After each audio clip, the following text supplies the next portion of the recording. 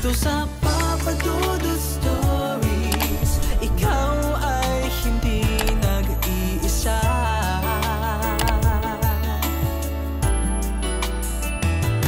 Dito sa Papa Dudut Stories, may nagmamahal sa'yo. Papa Dudut Stories. Papa Dudut Stories. Sa lahat po ng mga nakatutok ngayon, huwag pong kalimutan mag-like, mag-share at mag-subscribe. Maraming salamat po sa inyong lahat.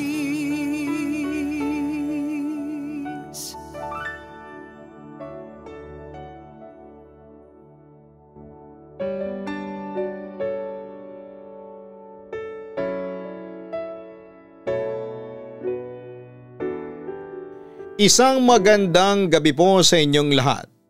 Tawagin niyo na lamang po ako bilang Nilo, 48 years old at kasalukuyang security guard sa isang bangko dito sa Quezon City. Pero dati akong nagtatrabaho noon sa isang factory. Sana'y mapansin ninyo ang sulat ko at kung papalarin, ay mapili sanang i-upload sa inyong mga YouTube channel. Samantala ay sisimulan ko na ang kwento ko. May 2 dekada na ang nakakaraan. Kasintahan ko pa noon si Wilma. Ang totoo niyan ay may nauna na akong naging kasintahan bago siya. Kaso nang dumating si Wilma ay hiniwalayan ko yung nauna. Mahal na mahal ko si Wilma, Papa Dudut, at kumbinsido ako na siya na nga ang gusto kong mapangasawa. Pero dahil sa mahirap lang ako habang si Wilma ay lumaki sa may kayang pamilya, kaya inaasahan ko ng tututol sa akin ang mga kapamilya at kamag-anak ng girlfriend ko. Hanggang isang araw ay ipinagtapat sa akin ni Wilma na buntis siya. Pero Nilo, nag-aalala ako. Paano natin ito sasabihin sa mga magulang ko? Nag-aalala ang tanong sa akin ni Wilma pagkatapos niyang ipakita sa akin ang pregnancy test kung saan siya nag-positive. E di sabihin natin ang totoo sa kanila, walang pag-aalinlang ang sabi ko sa kanya. Sa palagay mo, ganun lang kadali yun? Nilo, tiyak na magagalit sa atin ang mga magulang ko.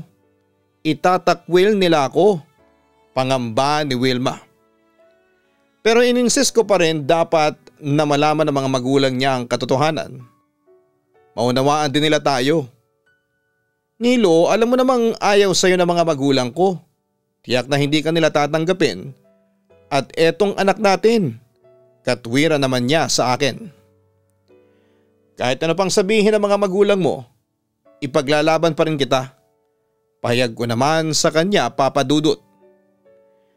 Kahit na ano pang gawin mo, Nilo, hindi talaga sila papayag na maikasal ako sa'yo. Kasi alam mo na, ibang pamantayan ng mga magulang ko at para sa kanila, hindi ka pumasa sa pamantayang yun. Nalungkot naman ako nang marinig ang katotohanan yon mula kay Wilma. Sa totoo lang, nasasaktan ako sa tuwing minamalit ako ng pamilya mo.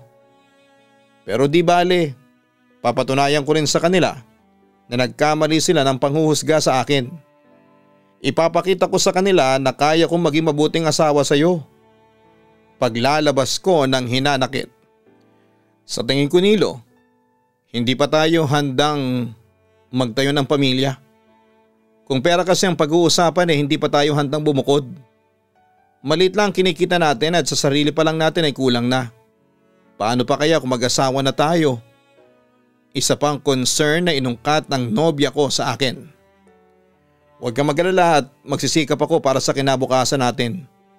Ako na ang bahala sa iyo. Magtiwala ka lang sa akin. Paniniguro ko naman sa kanya. Papa Dudut, hindi naglaon ay nalaman din ng mga magulang ni Wilma ang totoo at tulad ng inaasahan ko ay sari-saring negatibong reaksyon ang natanggap ko.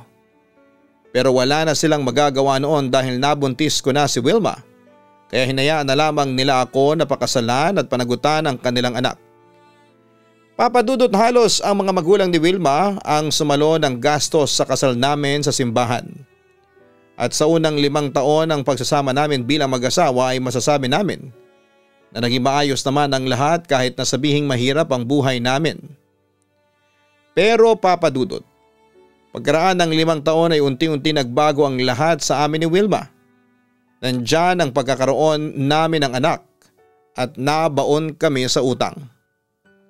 O Nilo, bakit ngayon ka lang? Ano, nakadilhensya ka na ba ng pera?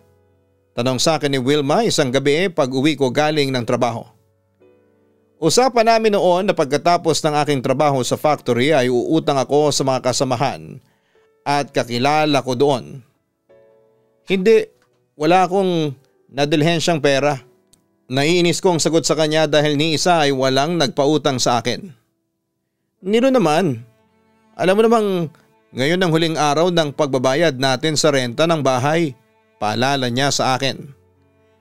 Pakiusapan mo na lang muna si Aling Carol na sa akin na lang natin bayaran ng renta.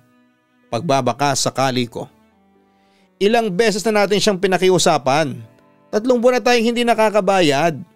Mabait pa nga si Aling Carol at hindi pa niya tayo pinapalayas. Kung sa iba yan baka nasa kalye na tayo natutulog ngayon. Pakiusapan mo na lang ulit. Kasi wala na talaga akong magagawa kung ngayon pa siya maniningil. Yun naman ang tugon ko sa sinabi ni Wilma sa akin. Nakita ko naman sa aking asawa ang labis na disappointment. Bakit ka ba ganyan ha Nilo? Palibasa kasi kaya tayo nagkakabaon-baon sa utang kasi wala kang pagsisikap. Palagi mo na lang inaasa sa swerte ang buhay natin. Bukod doon ay mas inuuna mo pa ang bisyo mo kaysa sa pamilya mo. Nakaramdam naman ako ng guilt dahil noong mga panahong yon ay may bisyo ako, sigarilyo at alak. Teka, bakit ka ba ganyan ha Wilma? Nagsisikap naman ako Ginagawa ko naman ang lahat para may palamon ako sa inyo. Pagtutol ko naman sa sinabi ni Wilma sa akin. Pero kulang pang pagsisikap mo Nilo. Ito lang ba ang kaya mong ibigay sa amin ng mga anak mo? Tila hamon yon sa akin ang aking asawa. Samantala dahil na rin sa matinding pagod ay nagpasya na akong kumprontahin si Wilma. Magsisimula ka na naman ba ng away ha Wilma? Huwag mo naman dagdagan pa ang sakit ng ulo ko, pwede ba? Yan ang hirap sa'yo Nilo. Takot kang harapin ang katotohanan. Takot ka sa problema. Anong mangyayari sa atin kung ganyan ka? Hindi tumigil noon sa paninigaw sa akin si Wilma kaya sumabog na ako noon na parang bulkan. Mga salo talaga kayo sa buhay ko. Bigla ako naibulalas. Alam kong nasaktan noon si Wilma sa aking sinabi. Kung ganun pala edi sana hindi ka na lang nagpamilya. Hindi mo na lang sana ako pinakasalan at binuntis para wala kang problema ngayon. Balik niya sa akin. Sige magdadilhensya na ako ng pera. At kapag nakapagdilhensya na ako, isasaksa ko yun sa bunganga mo. May pagdiin na sabi ko noon sa aking asawa. Hindi naman ako magkakaganito kung walang dahilan. Nilo kaya ako ganito kasi inaapoy ng lagnat si Coco. Hindi ko alam kung ano ang sakit niya.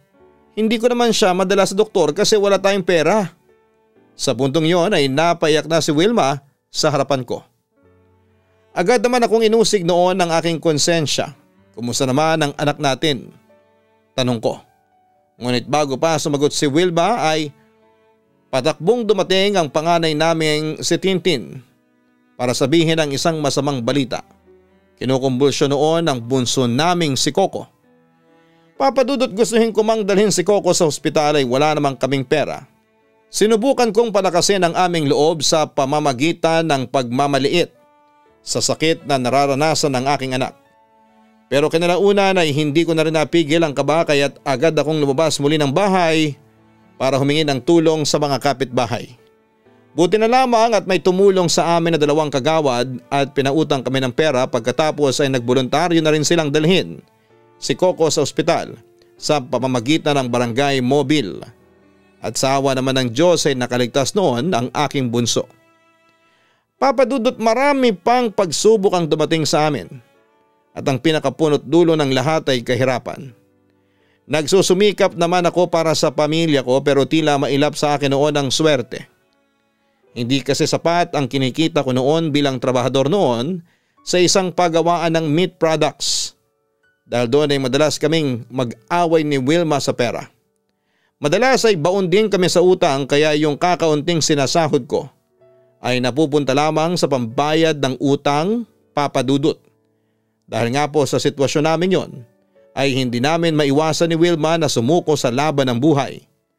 Lalo na nung araw na nasibak ako sa trabaho dahil sa isang malaking pagkakamali. Natanggal ako kasi napaaway ako sa isang kasamahan ko. At saka marami na raw akong absent kaya sinisante nila ako kaagad. Kwento ko noon sa aking asawa habang bagsak na bagsak ang aking kalooban dahil sa pagkakasisante sa akin. Ayan, sinabihan na kitang huwag kang umabsent sa trabaho. Tila sinisisi pa ako noon ni Wilma. Agad naman ako nagpaliwanag sa kanya. Alam mo naman kung bakit ako umabsent. Wala akong pamasahe kasi yung mga kinikita ko napupunta lang sa mga pambayad sa utang. Ano nang plano mo? Seryoso niyang tanong noon sa akin. Maghahanap ulit ako ng trabaho. Bukas na bukas din. Huwag ka na mag-alala. Yun naman ang paniniguro ko sa kanya. Sa totoo lang, napapaisip ako kung nagkamali ako ng lalaking pinakasalan. Maya-maya ay tila nagsisising wika ni Wilma sa akin. Pinagsisisihan mo na ako ang napangasawa mo? Kompronta ko sa kanya. Aaminin kong nasaktan ako sa mga sinabi niyang yon dahil alam ng Diyos kung gaano ko kamahal ang aking pamilya. Oo Nilo, mahal kita pero kung ganitong buhay lang ang ibibigay mo sa akin ay talagang hindi ko na maiiwasan ang magsisi. Katwiran niya sa akin. Nilo, 8 taon na tayong kasal at nagsasama pero wala tayong asenso.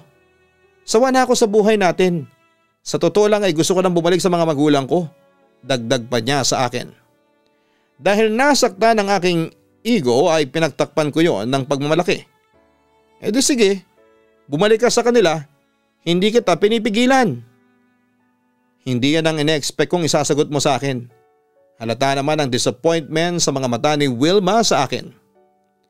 Anong gusto mong isagot ko sa iyo? Ilang beses ko nang sinabi sa iyo na ginagawa ko naman ang lahat para maihahon kita sa ganitong buhay.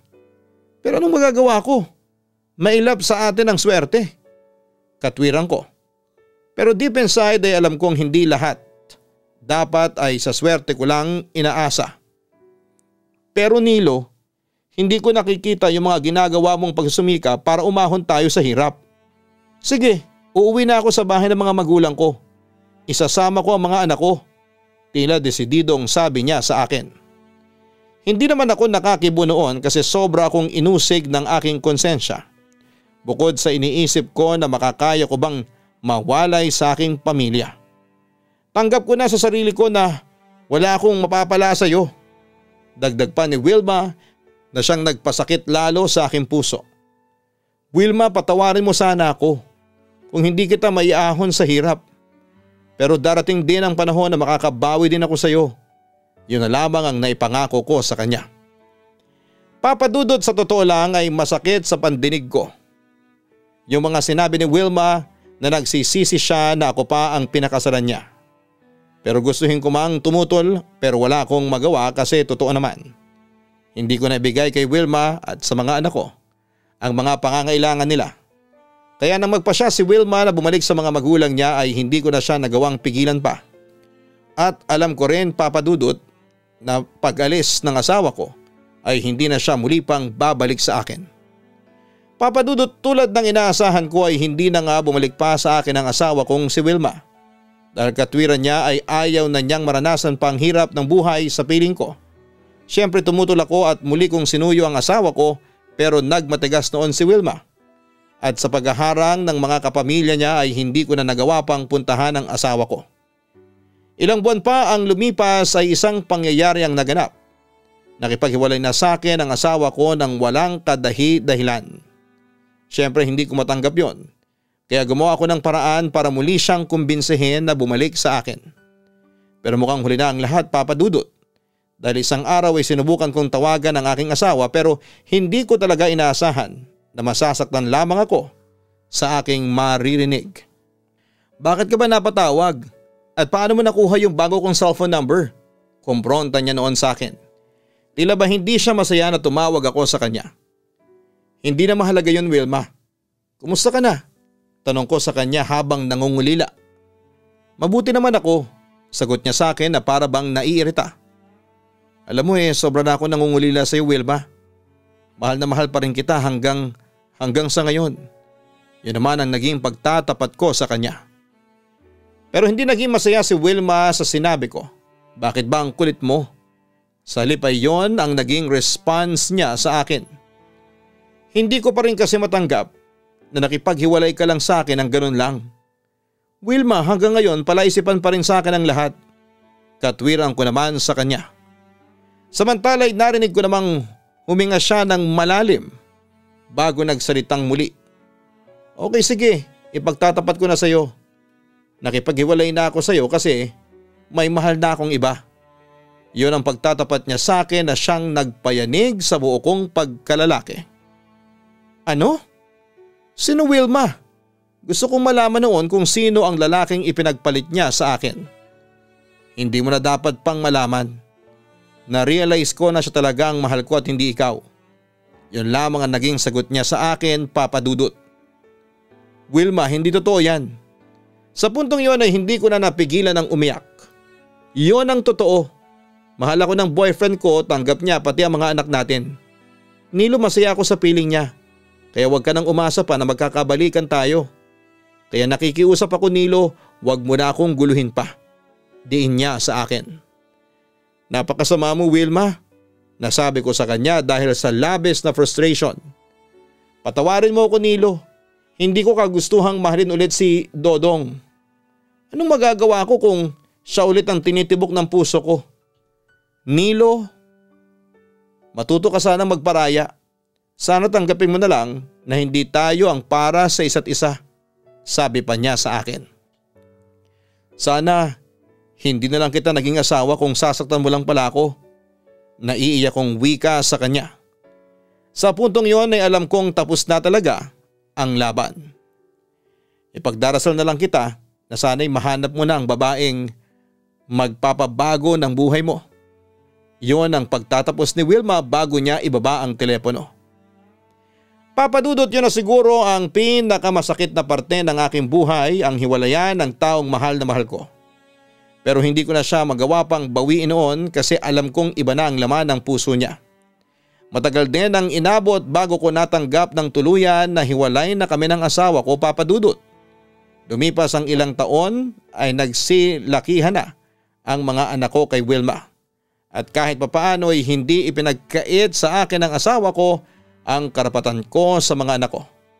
Doon na rin nagsimulang umangat ng kaunti ang buhay ko. Napasok ako bilang isang security guard sa isang mall sa Mandaluyong City. Samantalang hindi ko naman inaasahan na muling magsasalubong ang landas namin ni Gwen, ang babaeng iniwan ko noon para kay Wilma. Papadudot, muli kaming nagkita ni Gwen sa mall na pinagtatrabahuhan ko. Kaunting kwentuhan tapos inalam ko kung nasaan na siya nakatira. At nang malaman ko ay regular ko na siyang dinadalaw sa bahay niya. Simula noon ay naging magkaibigan ulit kami ni Gwen hanggang sa hindi ko na namamalayan na nakukuha na niya ulit ang puso ko. Galit ka ba sa akin? Tanong ko sa kanya minsan. Natawa naman si Gwen sa tanong ko. Galit? Bakit naman ako magagalit sa iyo? At saka kung galit ako sa iyo, hindi ako sasama. Sagot niya sa akin. Pero Gwen, pasensya ka na ha kung mas pinili kong pakasalan si Wilma kesa sa iyo. Hindi ko tinupad ang pangako ko sa iyo dati. Sayang talaga. Nangihinayang kong sabi sa kanya. Ano bang gusto mong sabihin ha? Panunubok pa ni Gwen sa akin. Ikaw lang mahal ko noon, Gwen, alam mo yan. Kaso'y dumating si Wilma. Kaso nagkamali ako ng desisyon. Hindi ako naging masaya kay Wilma. Ikaw, Gwen, hindi ka rin ba naging masaya sa piling ni Beto? Usisa ko habang tinutukoy ang pagpapakasal niya noon sa ibang lalaki. Samantala, natawa na lamang siya habang inaalala ang kanyang masalimuot na nakaraan. Hindi, puro sakit ng ulo lang ang binigay sa akin ng lokong yon. Hindi siya naging mabuting asawa sa akin. Ganon ba? Pareho pala tayong naging malas sa asawa. Yon ang naging realization ko. Kung may babalik lang sana ang nakaraan, no? Maya-maya ay panunubok ni Gwen sa akin. Paano kung sabihin ko sa iyo na gusto kong tuparin yung pangako ko sa iyo dati? Hirit ko pa sa kanya. Napatingin naman sa akin si Gwen at tila hindi makapaniwala sa mga sinabi ko. Ha, Nilo? Seryoso ka? Mabilis naman akong sumagot. Oo, seryoso ako, Gwen. Makakaya mo ba akong mahalin sa pangalawang pagkakataon? Okay, hindi na ako magsisinungaling pero oo, Nilo. Mahal pa rin kita kahit noon pa. Sa totoo lang ay ikaw lang ang lalaking minahal ko. Kaya wala akong naging pag-ibig pagkatapos ni Beto kasi ikaw talaga ang mahal ko. Natuwa naman ako sa naging pag-amin ni Gwen sa akin. Ano, Gwen? Magpapaligaw ka pa ba sa akin? Biro ko sa kanya na bala kong seryosohin. Oo naman.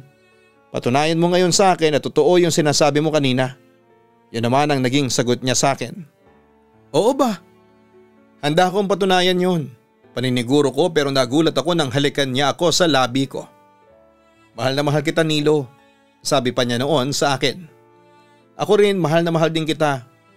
Pangako sa pagkakataong ito ay hindi na kita iiwan.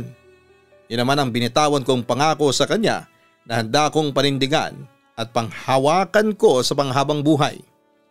At yun na nga, Papa Dudut, nagkaroon ng pangalawang pagkakataon ng pag-ibig sa aming dalawa ni Gwen. Bagamat tulad ko na may asawa na rin siya, pero hiwalay na kaya malaya pa rin kaming nagmamahalang dalawa. Papa Dudut, pinakita at pinaramdam ko kay Gwen na ako ang lalaking dapat niyang mahalin, na hindi niya pagsisisihan na binigyan niya ako ng pangalawang pagkakataon. At yun nga, naging masaya ang relasyon namin ni Gwen. Ang totoo nga niya na ipakaramdam namin ni Gwen ay bumalik kami sa pagkabata. At tungkol naman sa mga anak namin, sa awa ng Diyos, ay suportado ako ng mga anak ko at ganun din ang anak ni Gwen. Papa Dudut, sa ngayon ay maayos naman ang pagsasama namin ni Gwen. Puno pa rin kami ng pagmamahalan hanggang ngayon at alam namin at kumbinsido kami na kami talagang magkapalaran. At nangako kami sa isa't isa na magsasama kami sa panghabang buhay. Samantala ay masaya rin kami ni Gwen dahil suportado kami ng mga anak namin. Si Wilma naman ay ayon, masaya rin para sa amin ni Gwen. Sa ngayon din kasi ay masaya na siya sa piling ni Dodong. At masaya rin ako para sa kanila. Papa Dudut, simple lang ang kwento ng buhay ko. Kahit papano ay alam kong napasaya nito ang inyong mga listeners. Sa buhay kasi, marami ka talagang pwedeng asahan. Maaring mangyari ang hindi mo inaasahang mangyari. Basta maging handa ka lang sa bawat sorpresang hatid sa inyo ng buhay. Hanggang dito na lamang ang sulat ko at muli maraming salamat at mabuhay kayong lahat. Magpatuloy sana ang pagiging numero 1 ng inyong programa at dumami pa ang inyong mga subscribers. Lubos na nagpapasalamat, Nilo.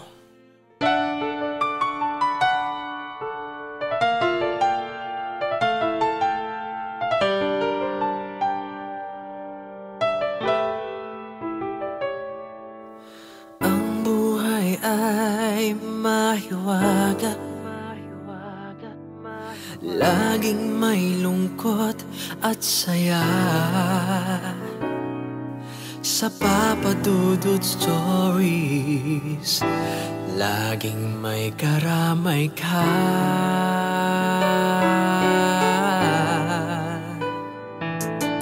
Mga problemang kay bigat,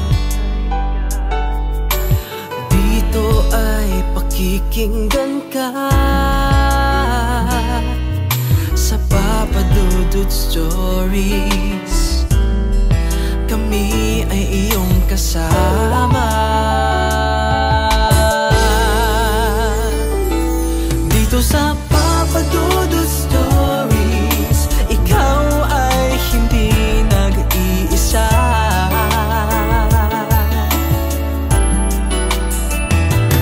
Dito sa Papa Dudut Stories, may nagmamahal sa'yo. Papa